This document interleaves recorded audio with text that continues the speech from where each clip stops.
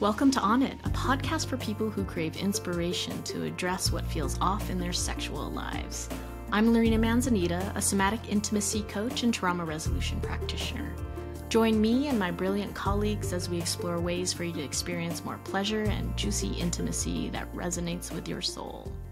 And welcome to the first episode of On It.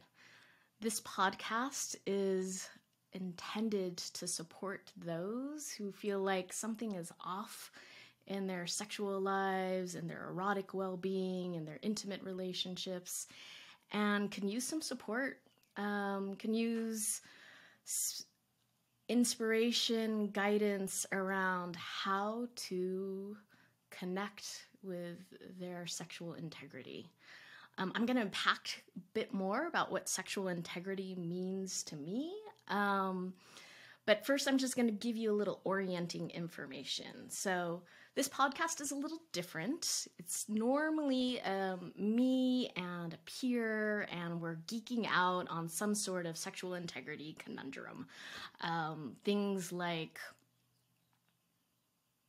how do you know what's your sexual integrity path forward? What's most integrous moving forward if you've got like a lot of conditioning around sex negative religious culture? If there's like your background is super sexually repressive, like how do you find your unique truth? Or maybe you've got you're in a long-term relationship and you're feeling desires to explore non-monogamy. How do you do that in an integrous way?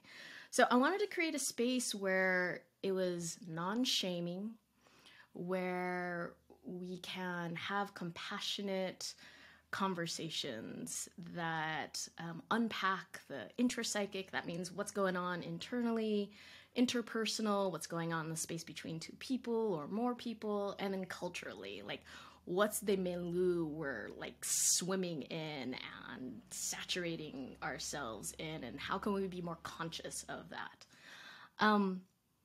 Really, ultimately, I want to support people in conscious hedonism. Like, I want people to have more pleasure and enjoyment and yum in their lives. And, like, how can we do that in a way that's integrous? And I'll speak more to what I mean by integrous, but, like, on a felt sense level, it's something that feels coherent, something that feels solid within oneself. It's, like, involves an open heart and a solid spine and an ability to really be present and responsive. So normally it's me and somebody that I enjoy on this podcast, and we're chatting, and you get to be kind of like a fly in the room, listening in as two people get passionate and geek out together.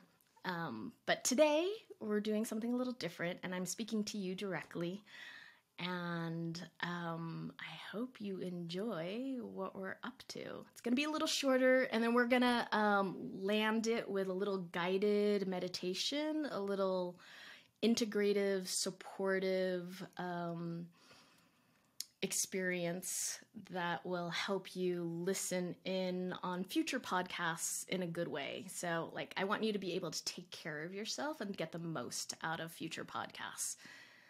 So that's what we're up to today. Okay, so I want to share with you about why On It podcast, why a podcast dedicated to sexual integrity. I think I'll start a little personal. So I grew up in a Catholic light context. My Filipino immigrant parents, no dogma at the dinner table, but like a general tone of sexual repression in the atmosphere. My mom was with one human in the entirety of her life. She's in her 70s, so sexually intimate with just my dad. And she grew up in a super repressive sexual context. And then I come along, and legit, she gave me the middle name Nympha. So nympha means insect in an incomplete metamorphosis, semi-divine nature creature, and labia minora, evolving. So the inner lips of a vagina, vulva. So I, in my high school life, like swung super promiscuous, but had a lot of sexual experiences that I can't say were super integrous, super honoring of me. I overrid lots of my own boundaries. I would say, like, in the first 2 years of being sexual, I was anorgasmic.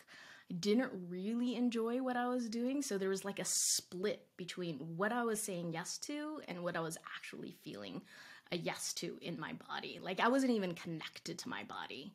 So, so that put me in a context where I was not being sexually integrous, if you will, not honoring my sexual well-being and truth. So that's one layer of why I wanted to focus on sexual integrity, because I feel like when we live in a cultural context, familial, relational, like cultural, that doesn't honor the beauty of sexual intimacy and pleasure, doesn't tune in to our embodied erotic well-being, then weird things happen. Boundaries get crossed. People's truths and hearts get trampled on. I started off my career as a sex and relationship coach, I think I hung up the shingle, and then not too far into it, Me Too happened. And then so we were just like this cascade of stories around sexual boundary violations and abuses of power, and it's just like nasty and heartbreaking. And I was in the fortunate situation of holding space for a lot of men in their vulnerability. Holding space for men who wanted to be sexually integrous, but didn't know how to do that in this kind of like volatile context where there's so much conversation about right, wrong, good, bad, cancel culture, ethos. And so I wanted to create a safe space where so much of what gets hidden in the shadows and then gets kind of distorted in those shadowy spaces can be brought into the cultural conversation with heart, with compassion, with an understanding of it's tricky to be human. It's really tricky to navigate these koans of how do I really honor my commitments and also my freedom? How do I honor people I love and myself at the same time? How do I close the gap between what my mind thinks is a good thing and what my body is capable of and naturally moves towards? So I'm hoping that you will get a taste of the world that I want to experience more of for myself and for everybody around me and the culture at large, which is a safe space to talk mindfully, compassionately, intelligently about tricky subjects, sexual integrity conundrums that are just not super obvious around how to deal with. I hope you'll join me. So this is what I'm hoping you'll get out of this podcast moving forward. Basically, I want you to be inspired, find some juicy nuggets, get some inspiration, some practical advice. I want to also introduce you to some amazing people. Most of these people are my friends, super respected colleagues. They're doing gorgeous things in the world. And so I want to give them the mic, or we're going to be sharing the mic because they're kind of collaborative conversations. But I I want to give you an opportunity to hear their voices and hear what emerges in the space between us so that you can be inspired to bring that into your relationship with yourself, with the people in your life, intimates, and also like be a force of change in this culture we're swimming in. Like, I want little nuggets or little cells that feel inspired by what they heard in these conversations, and equipped with practical tools and super useful concepts around how to create more pleasurable experiences with themselves and others in integrous ways. So, before I invite other guests onto this podcast, I wanted to take the mic and do a little geeking out on what I mean by sexual integrity. I mean, like, ultimately, this podcast is about me pleasuring myself, intellectually pleasuring myself, and like having a conversation that's with other people that's super pleasurable, and like being in this creative juicy flow. And one of the things that turns me on is sexual integrity, and so I'm creating a whole podcast around it so I can continuously do good things for myself. So sexual integrity, what does that mean? Let's get on the same page around at least what I mean about sexual integrity, and you can find your own definition and your own inspirations about what sexual integrity means for you. I want to start with the word integrity. Integrity for me feels like historically, normal mainstream culture is kind of laden with moralistic notions of right, wrong, good, bad. And it has a little bit of a tightness, how it's normally used, a certain level of rigidity that I personally find suspect. But how I like to orient to integrity is more in the frame of what Dan Siegel, author, MD, talks about in the neurobiology of we, which is the concept of integration. And integration is a very specific thing in his frame, in his perspective. It is basically a quality where marked by connection and differentiation. So he gives an example of a choir that's exhibiting integration. Like a choir that doesn't have differentiation would be kind of like monochromatic. They would be like all doing the same tone, like right? It's like everybody's homogenous. There's no variation. There's no differentiation there. In contrast to a choir, people singing, where there's like all sorts of diversity but no connection, it's going to sound chaotic, like, there's going to be like all sorts of craziness in what they're singing, what they're sharing.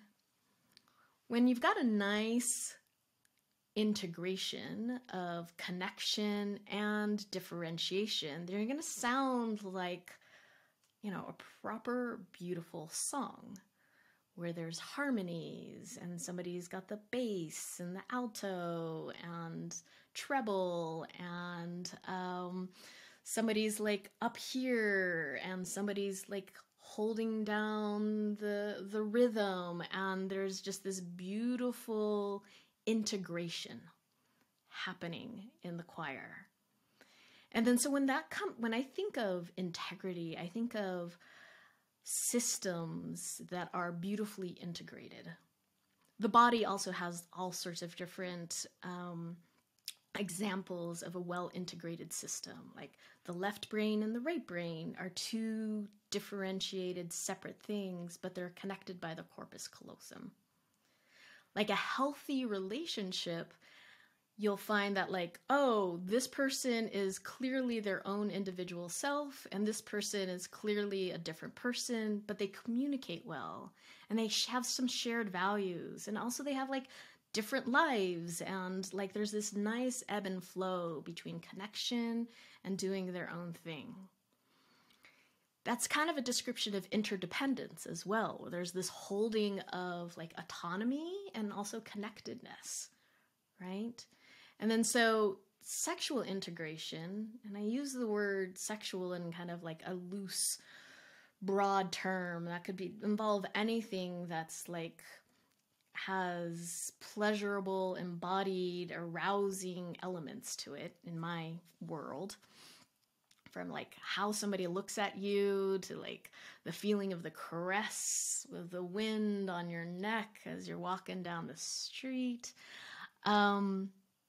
Yeah, like sexual integrity in my mind has this certain quality of hum to it.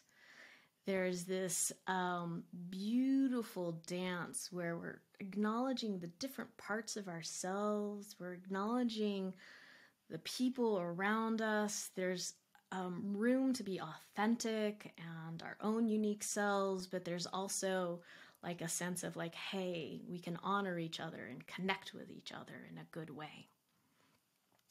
And so integrous in my mind is not like on or off. It's a quality that's more on a dimmer switch. Like you can increase the amount of integrity in the situation by maybe increasing the amount of transparency you have, maybe increasing the amount of spaciousness you have when you hear somebody tell their vulnerable truth. Integrity, somatically for me, has got like this juicy, solid, coherent hum to it. And situations that don't totally feel integrous feel off, which is why I'm calling this podcast On It. Okay, my dear listeners, at this point in On It, we have explored the concepts of sexual integrity. We've established that this podcast is to help people experience increased capacities for more pleasure in an integrous way. And so I want to like wind us down with a little practical support and guidance. And I'm going to lead you in a little exercise, a little mind-body somatic exercise that will help you increase your pleasure default setting. And so what I'd like you to do is tune into like the most pleasurable experience you've had in the past month. Capture that memory. Maybe it'll take you a little time to find that something. Take your time. Take all the time you need. Feel free to even pause this podcast. Hit the pause button for a moment as you search your memory banks for some pleasurable experience. And if you're in a situation where it's a little hard to even recall something real that was pleasurable and yummy for you, feel free to go into your imagination, like a daydream, a little fantasy, something you're longing to experience that would be pleasurable.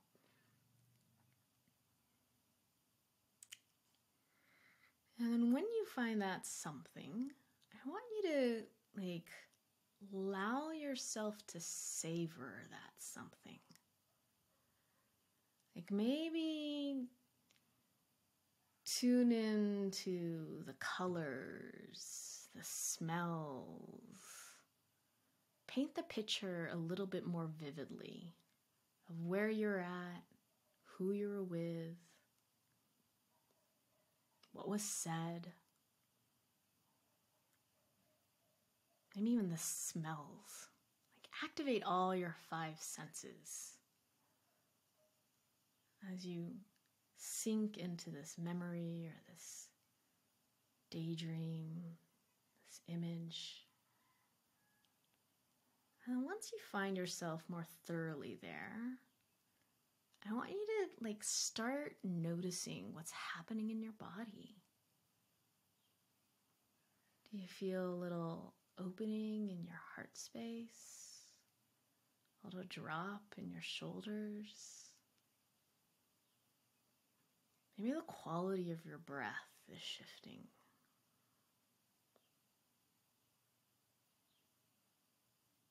Maybe you're experiencing a little pulse of warmth somewhere in your pelvis. Notice what you notice. Allow yourself to appreciate and savor the yum that's emerging in your body as you soak up this juicy image.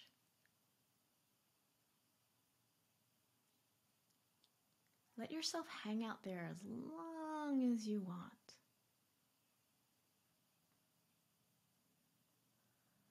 Yeah. And then at some point, this might not be happening for you now. For others, it might have happened 3 minutes ago. You might notice some little something that's pulling you away from what this pleasurable experience has to offer. Maybe your mind is going towards some distraction.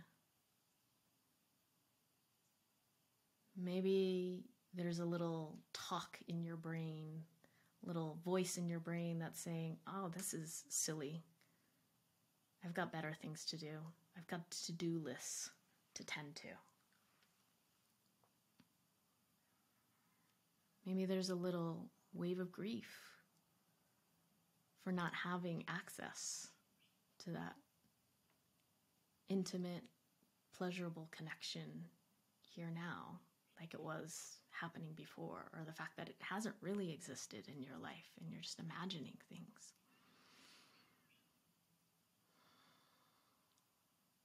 In the spirit of integration, I want you to connect with that reality. That's something that's pulling you away from that pleasurable experience.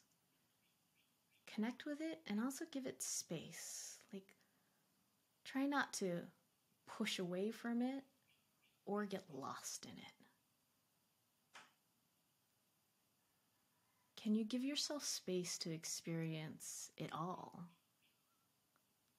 in a connected way? And kind of like a meditation where you come back to your breath. Once you acknowledge the little voices, the somatic contractions, come back to that yummy feeling in your pelvis. To that pleasurable exhale.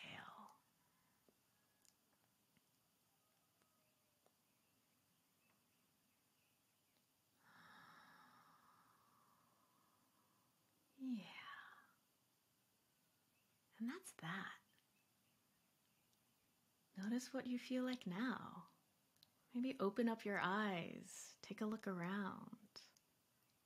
What does this world look like? Okay, so that was just a little taste how I like to work somatically, integrating mind to body, creating space for pleasure and pain, inside and outside, all in the spirit of helping you experience more juicy integrity. And I'm hoping after that little taster, you get a felt sense of what I'm talking about, not just an intellectual sense. I got that exercise from the world of somatic experiencing trauma resolution work. There's a whole lot to speak about that, what's going on a kind of neuroscience level. But one thing I'll just say about neuroscience, and how to move forward is like repetition is super important. Like we're growing new neural pathways, and you might have a concept that's super enlightening, super like aha, but until you get it into your body, it's not going to be an instinctive, natural way of relating to yourself, to each other, to life itself, right? And then so as you move forward in listening to this On It podcast, hearing these conversations with my fellow colleagues, I'm hoping you keep on coming back to your body, noticing what's going on in there, giving yourself space to experience all that you're experiencing, both the pleasure and the pain, right? The goodness and the not so good stuff. And that increases your capacity for more erotic sexual integrity, in my opinion. I hope you join us. I think there's some really juicy conversations that you're gonna get to like eat up and savor. And it might bring up some stuff for you. And I hope the stuff that it brings up, like you give yourself permission to pause and like tune into what you need in that moment. Like maybe your breath is getting a little shallow. Like maybe you could just pause and like take a deeper breath. Maybe there's like some contraction happening in your heart. Maybe put your hand on your heart and feel into like the vulnerable something that's underneath the contraction. Feel into what you need right there, right then. So I hope the podcasts are inspiring. I hope they help you make choices in relationship to others and to yourself and your evolving sexuality and eroticism. And I hope ultimately this is just a self-loving endeavor that you experience through this podcast. And that you get to practice loving yourself again and again and again and again.